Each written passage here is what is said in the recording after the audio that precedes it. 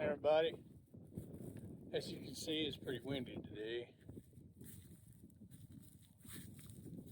It's only about 26 degrees.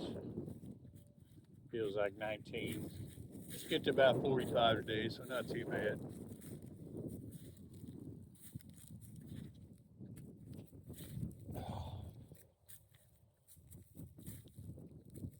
This weekend, though, subarctic temperatures coming. Supposed to be super cold. Get some snow. I hope we get some snow. We haven't gotten much snow. I like a little snow. I don't like ice, but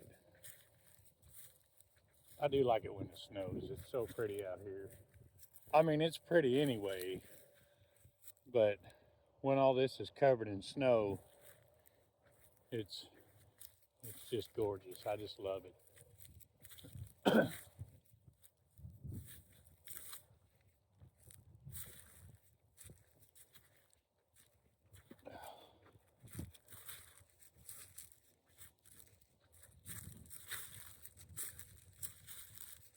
Luckily, I don't have to do anything.